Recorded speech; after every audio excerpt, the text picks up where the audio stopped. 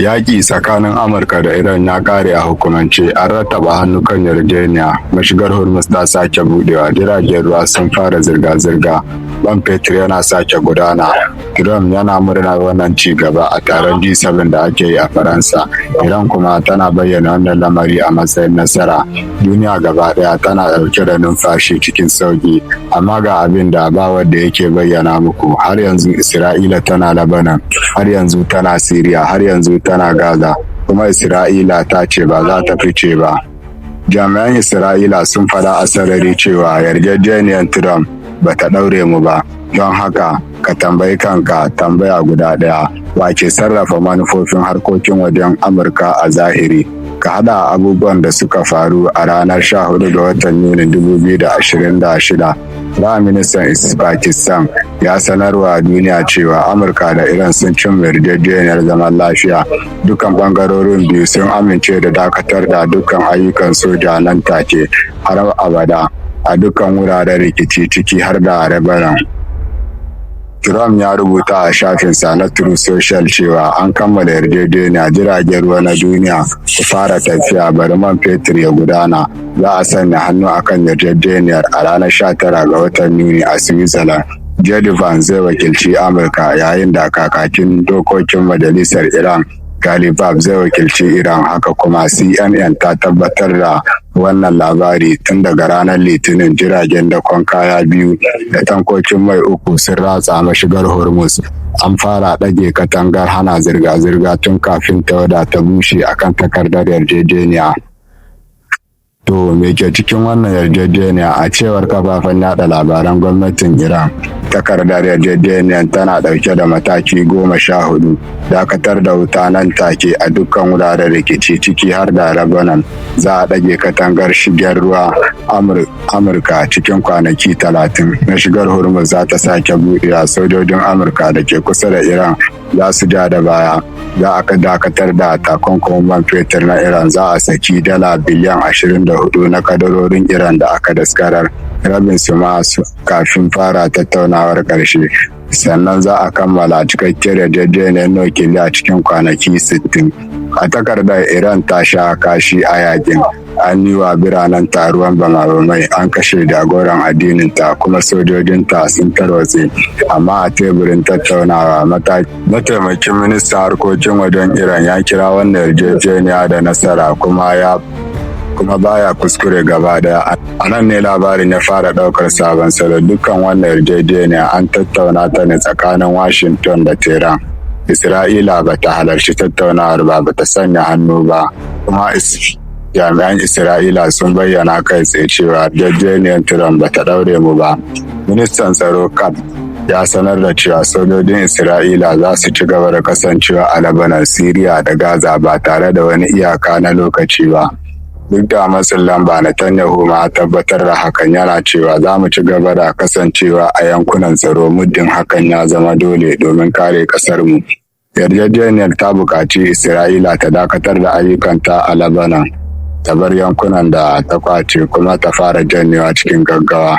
Yarjejeniyar ta ce a fice, Isra'ila kuma ta ce ba za ta taɓa fita ba.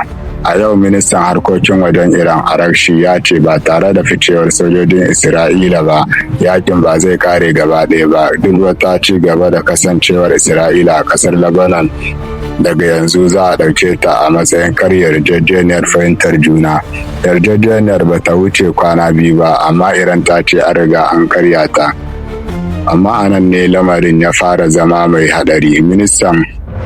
Mataimakin ministan harkokin wajen Iran ya bayyana wani abu da kafafen yada labaran yamma ba sa magana a kai. Akwai wata boyayyar hanya ta aiwatar da hukunci a cikin yarjejeniyar, wani sashe na musamman da zai fara aiki kai tsaye idan Isra'ila ta karya alkawuran dakatar da wuta a Lebanon. Amma ya ki bayyana abin da wannan tsari zai haifar. Babu wanda ya sani, kuma wannan shine ranar 7 ga watan Yuni, Isra'ila ta kai hari Beirut. Yarjejeniya ta fara durkushewa. Trump ya shaida wa Financial Times cewa ba shi da wani zaɓi, ni ne ke yanke hukunci, ni ne ke yanke dukkan hukunci. Amma da alama ba shi ne ke yanke dukkan hukunci ba. Mataki na biyu, a ranar 14 ga watan Yuni, sa'a guda kafin sanya hannu kan yarjejeniyar, Isra'ila ta sake kai hari Beirut. Trump ya kira Netanyahu a cewar Axios. A bainar jama'a ya nuna karfi, a bayan fage ya nuna fushi, amma duk da haka yarjejeniyar ta ci gaba. Isra'ila ta kai hari, Trump na fushi, amma Isra'ila ba ta fuskanci wani hukunci ba. Netanyahu ya lissafi daidai, babu wani farashi da za a biya idan aka ji bin umarnin Amurka. Sai kuma mataki na uku, a jiya a taron G7 a Faransa, an tambayi Trump ko yarjejeniyar za ta iya ɗorewa idan Isra'ila ta ci gaba da kai hare-hare a Lebanon, sai ya ce, ina kallon wannan a matsayin karamin yaƙi, wata karamar matsala ce kawai da ke yawan bayyana, kuma wannan ita ce Hezbollah, karamin yaƙi, karamar matsala. Haka kuma Trump ya bayyana wannan rikici da aka kashe ɗaruruwan mutane a Lebanon a rana guda, rikicin da Iran ta ce karya ce kai tsaye ga yarjejeniyar da Amurka ta sanya hannu a kai. Sannan Trump ya kara da cewa, na ba Isra'ila shawarar ta bar Siriya ta kula da Hezbollah, za su iya yin aiki mafi kyau. Shugaban Amurka ya gaya wa mafi kusancin kawarta a gabas ta tsakiya ta mika yakinta na Lebanon ga Siriya, kasar da Isra'ila ba ta ma amince da ita a hukumance ba. Wannan ba dabara ba ce, wannan yin abu ne ba tare da cikakken tsari ba na mafi girman matakin iko na duniya. To ina al'amura suka tsaya a yanzu? A ranar 16 ga watan Yulin 2026, Netanyahu bai amince da yarjejeniyar ba tukunna. Yana neman ganawa cikin gaggawa da Trump. Majalisar ministocin Isra'ila ta ce yarjejeniyar ba ta ɗaure su ba. J.D. Vance ya ce yana da kwarin gwiwar cewa Isra'ila za ta amince daga baya. Amma kwarin gwiwa ba manufa ba ce, fata ce kawai. Iran ba ta jiran fata, boyayyen tsarin hukunci yana shirye. Iran ta ce an riga an fara karya yarjejeniyar.